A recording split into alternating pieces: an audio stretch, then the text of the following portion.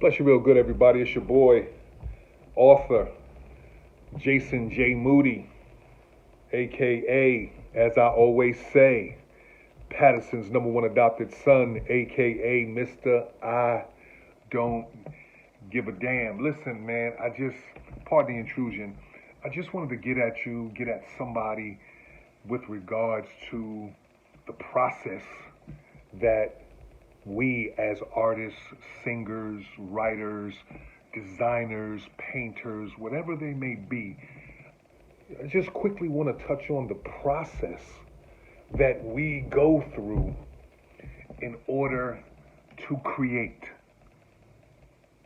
the finished product, whatever it may be. And I like to be transparent with you guys, and you guys pretty much know I shoot from the hip, and I'm not, going to take up much of your time, man, but as you know, I've created this, I think, to be a phenomenal masterpiece of a literary work. And, some of you may know the F word, Freaky Fridays. Freaky Fridays. Lord have mercy. And today is Friday. I don't know if that's a sign that I'm getting freaky tonight. Anyway, but it's called the F word. Freaky fantasies that will fulfill your fetish for the forbidden. And it's, for those that know me, know it's a project that pretty much was not necessarily in my wheelhouse. I mean, don't get me wrong, behind closed doors and, when the lights go out, when the lights is on sometimes, I can roll my sleeves up and, handle my handle, with my wife and I. But not to the extent that I created this project. And it was very difficult because, quite frankly, how many different ways can you say pussy? How many different ways can you say fuck it? You know what I'm saying? It's a little difficult because it's, at the end of the day, it's boom. Can I get some cookies? Y'all know what it is, right? But what this project did for me, and that's why it's important for us as artists not to always gravitate to those areas of our art form that make us comfortable. You understand what I'm saying? I wrote a book back in 2009, still eating off that book, From the Crack House to the House of God, right? Tell-all book about my life, church folk, and a whole lot of other stuff. Molestation, and it just was a good read. It's a good read. It's autobiographical, but it was a good read. Still is a good read. Still eating on that. You follow what I'm saying? But so I know what it is to produce a project, and From the Crack House, even though it took me 15 years to write, and that's because I was still getting high, smoking crack, so I had to take breaks in between. But anyway, that project wasn't hard for me because it basically was about my life, And my point is, us as artists, writers, painters, singers, dancers, rappers, whatever it may be, sometimes it really is good for us to break away from what we feel comfortable with, the style that we feel comfortable with, the type of lyrics we feel comfortable with, the type of painting, raps, lyrics, whatever it is, to break away from those things and do something that's going to stretch us. You follow what I'm saying? That's going to really stretch us.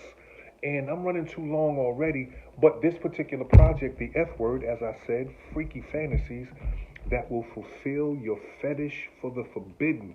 And that particular project, I peel back the layers of, taboos associated with sex and how people view sex and the ideas and ideals that people have about sex but don't share with anybody, right? And hopefully it's an opportunity to, again, peel back the layers of a more fulfilling sexual relationship with you and your partner. But I digress. In this particular project, people that know me, know I'm, I can be a loose cannon. Know I can be a little reckless with what I say and You know, sometimes they see me on a cable or whatever it may be, Facebook, and I'm just shooting straight from the hip about a whole lot of different things. And but this particular project, the F word, it really stretched me because, like I said in the beginning, how many different ways can you say fucking? How many different ways can you say sucking? You know what I'm saying? And pussy and coming and how many different ways can you say that? And but what it did for me, more than anything, yeah, because the book is about sex. Period, point blank, end of story. Good sex, freaky sex, liberating sex. You follow what I'm saying? Liberating sex. But what that project did for me was showed me how creative I can be if I apply myself and break away from what I'm used to. Follow what I'm saying? And I just want to encourage you out there who may see this video. I don't even know if it's ever going to get aired, but I think it's good information, man. And I want to encourage you that step out. Matter of fact, me and my wife have a saying. It's time out to step outside the box. I ain't stepping outside the box anymore. And you don't need to step outside the box anymore. Now we're entering into a phase in our creativity that we need to stand on the box. If I was a preacher, I'd say, come on, somebody say amen. Y'all will get that one in a minute. But it's time for us, excuse me, to stand on the box. Because when you step outside the box, even though you're outside the box, you still on the same level. You still on the same level. But it's not until you stand on the box you get to see further and what's out there waiting and prepared for you. It's your boy, all right? Again, in this season of creativity, man, we not stepping outside the box anymore. In this season of creativity, of birthing, of nurturing, of building, in this season of our lives, we gonna stand on the box so we can see a little further. It's your boy, author Jason J. Moody, aka Patterson's #1 adopted son, aka Mr. I Don't Give a Damn What You Think. I appreciate your time, man. I love y'all from the rooter to the tutor, from your nose to your toes, baby. All right? Take care of yourself and each other, man, and get out there and create.